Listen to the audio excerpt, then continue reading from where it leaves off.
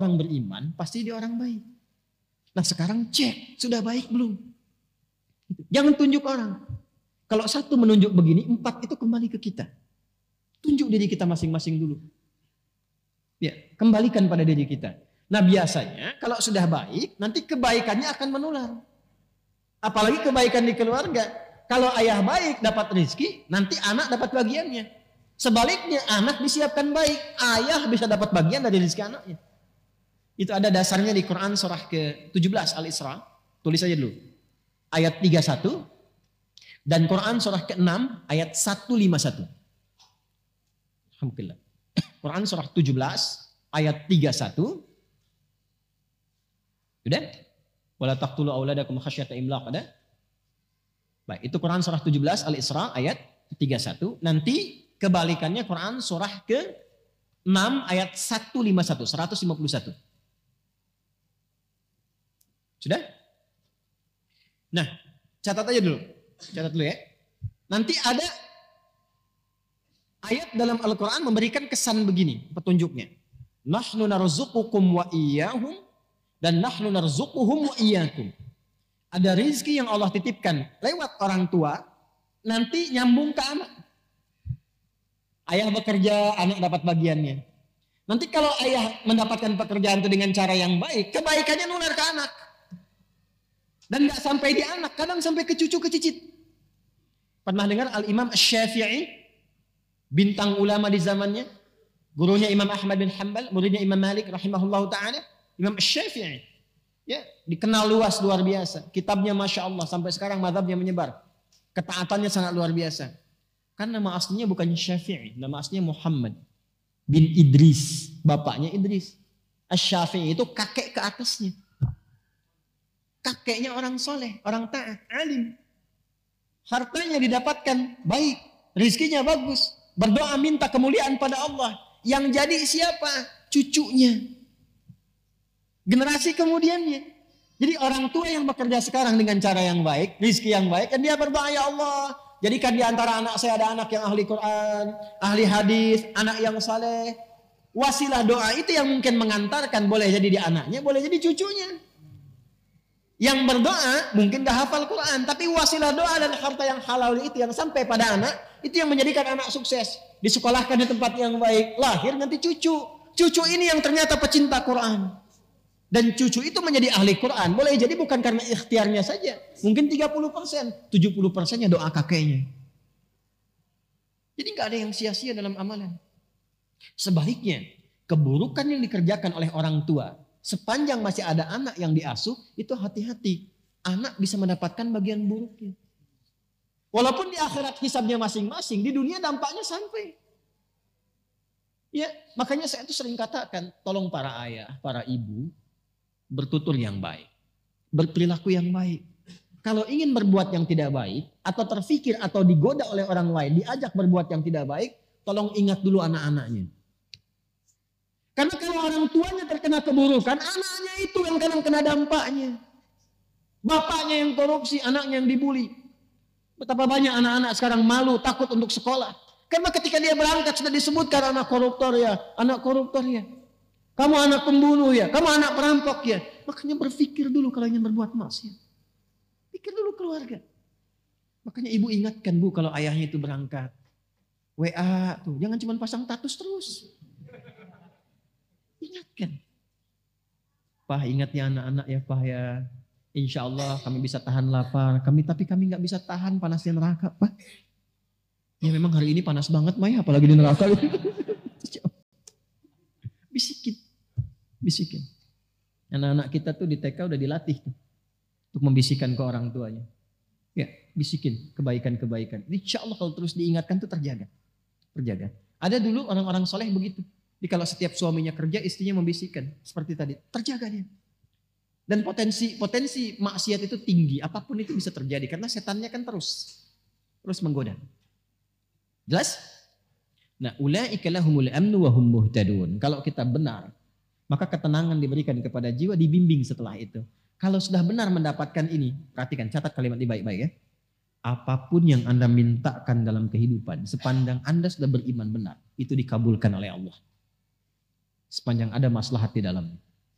Minta apa saja, minta kedudukan dikasih. Dan tidak nanggung, kadang-kadang tinggi betul. Ya, kenapa? Karena Anda punya maslahat di situ. Sudah pandai mengatur. Termasuk harta. Tapi kalau belum sampai ke tingkat itu disesuaikan nanti. La yukallifullahu nafsan illa, jangan sampai jadi beban. Bukan gak diberi, tapi disesuaikan. Ya Allah, saya itu udah tahajud. Saya juga udah baca Quran dan menghafal, tapi kenapa saya minta mobil belum dikasih juga? Motor dulu. Motor aja belum bisa kamu kelola dengan baik. Nanti kalau sudah jadi mobil, datang mobil, sifat bisa berubah. Udah nggak bisa buka pintu mobil. Halo? Ya waktu naik angkot kan sodakoh. Begitu sudah punya mobil agak bagusan dikit nggak bisa buka pintu kan sebelum dibukain. Ya? Ini baru punya motor udah keliling-keliling komplek kan? Assalamualaikum, ayo Pak ke masjid. Padahal cuma pengen ngasih tahu nih motor saya. Gitu. Hati-hati. Belum dilantik udah nyebar kartu nama. Lihat, taunya beda. Salah tulis gitu ya. Salah lantik. Ini kalau sudah ada iman tuh semua kelihatannya biasa. Harta biasa. Nggak ada bedanya. Antara terlihat banyak dengan sedikit. Nggak ada. Yang ada dalam hati itu bagaimana mengelola titipan ini supaya tidak berat ketika berpulang. Selalu begitu. Dan itu enak, nggak ada beban pada akhirnya. Nggak ada beban demi Allah saya katakan. Nggak ada beban. Anda tuh melihat 1 juta dengan 1 miliar. Sama aja. Kertas. Sama aja kan? Antum tuh tahu. Sama aja. Nggak ada bedanya. Ya, dan pada akhirnya sudah usang juga. Jadi problemnya cuma begini, itu 1 juta dengan 1 miliar, sama-sama habis juga kan? Sama-sama hilang ya. Saya tuh kadang suka begini, saya suka heran tuh. Kadang-kadang mau senyum sendiri, takut dikira orang aneh. Tapi ini perkara emang patut disenyumin. Orang berangkat gelap, kerja, capek begini, mencari sesuatu yang mau habis. Mencari sesuatu yang habis. Ya, berangkat, bahkan kadang ada yang berkelahi, ada yang berselisih. Memperebutkan sesuatu yang hilang. Ya, yang kalau dimakan keluar jadi kotoran. Disimpan juga hilang juga. Terus hidupnya begitu aja. Berangkat gelap, pulang gelap, kerja lagi. Berangkat pagi, kerja, siang kerja, malam kerja lagi. Jadi nggak ada yang dalam hidupnya itu semua kerja bagus memang. Tapi ketika dapat sesuatu, hilang. Ya. Bahkan ada yang harta banyak tapi nggak punya waktu. Sayang. Banyak miliarder, macam-macam triliuner dan sebagainya. Hartanya banyak. Tapi kelihatan nggak punya waktu, saya kasihan gitu ngelihatnya. Ya, hidupnya buat malam sampai tidur itu pun mimpinya tuh mimpi kerja. Ini kebijakan buat besok dulu. Kasihan. Ya. Ada orang harta banyak nggak punya waktu. Ada yang kebalik, waktunya banyak nggak punya harta. Itu pengangguran. Ya, pengacara pengangguran banyak bicara gitu kan, ya itu waktunya banyak tidak punya harta, ya sedikit. Ada lagi yang sedikit harta sedikit waktu, itu yang tipe-tipe pekerjaan terbatas, yang dapat salary terbatas itu, yang belum akhir bulan udah habis gitu. Ya berangkatnya kan gelap kan, berangkat gelap dipaksa kerja gini belum akhir bulan habis, nyicil lagi, utang lagi, gali lagi, tepuk lubang lagi. Sedikit waktu, sedikit harta. Jadi dia punya sedikit untuk dirinya, tapi sedikit juga yang dia dapatkan. Ya, yang hebat itu kan banyak harta, banyak waktu. Itu kalau di teori marketing, itu sleeping investor namanya.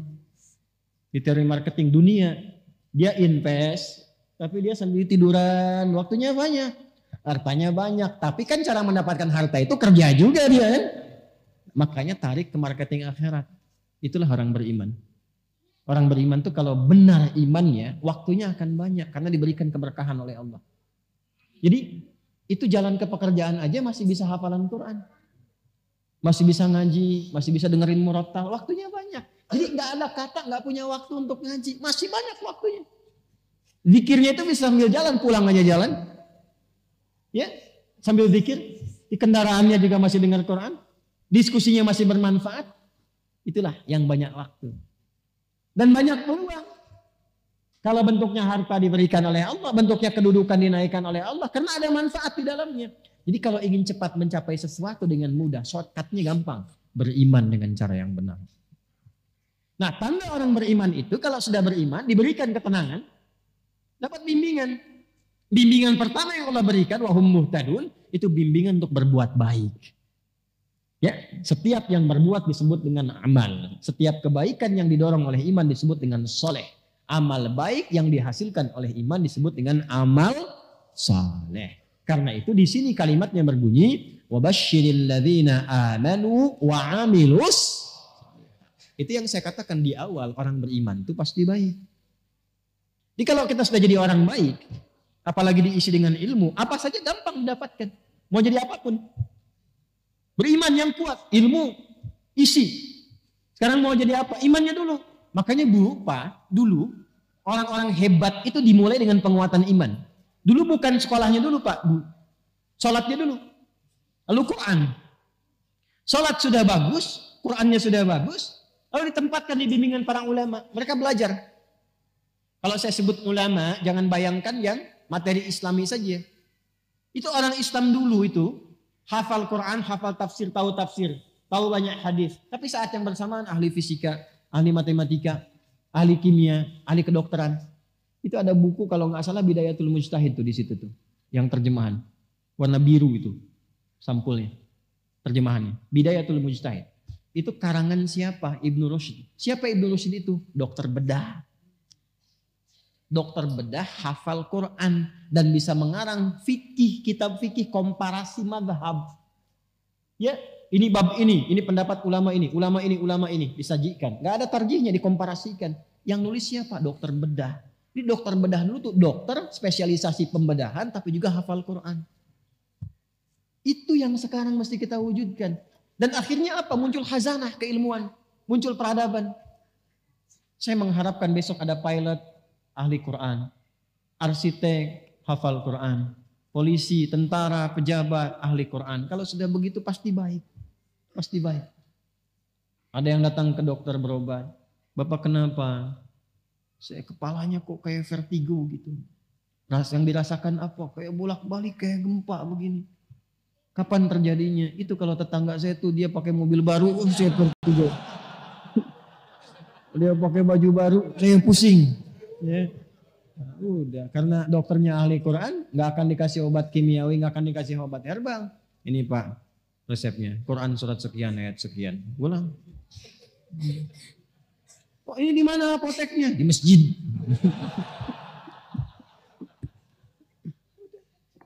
Ini begitu, lebih cepat gitu.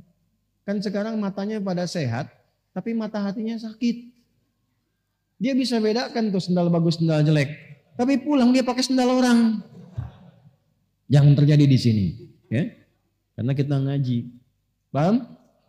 Nah ini, jadi kalau sudah begini, wabashshiril ladzina amanu wa amilus shalihat. Itu yang harus kita tanamkan pada jiwa, jadi orang baik. Tapi kebaikannya diisi oleh iman. Nanti kalau sudah konsisten, Allah akan tambahkan nikmatnya. Dan gak usah repot-repot. Mau masuk ke kampus bagus, nanti Allah tunjukkan. Mau dapat jabatan promosi, gak usah pakai rumus-rumus yang maksiat. Nyogok ini, itu, macam. Nanti ditunjukkan sendiri. Tiba-tiba datang orang baik, tiba-tiba datang komandan baik, dikasih referensi, tiba-tiba pimpinan mengarahkan. Bisa terjadi. Allah itu kalau sudah menetapkan seorang hamba baik, ditemukannya dengan yang baik lagi. Baik dengan baik terus. Dan menebarkan aura kemuliaan. Dan bisa menerima di posisi apa Allah tempatkan. Jadi cara berpikirnya begini. Allah kasih ini berarti yang diinginkan ini. Alhamdulillah ditempatkan di sini berarti harus ada kebaikan di tempat ini. Kalau dia sudah khatam nanti dipindahkan. Begitu cara berpikirnya. Jadi nggak sibuk nyari ini nyari itu, capek sendiri. Ya pulang ke rumah juga yang di rumah nggak dapat kebagian berkahnya. Ya berkah waktu, berkah kasih sayang, berkah perhatian, berkah macam-macam. Jelas? Baik. Nanti kalau sudah seperti itu, pulang ke akhiratnya pun mendapatkan penerimaan terbaik. Ya, dari hasil amal soleh yang dihasilkan lewat imannya. Penerimaan itulah yang menghasilkan jannah.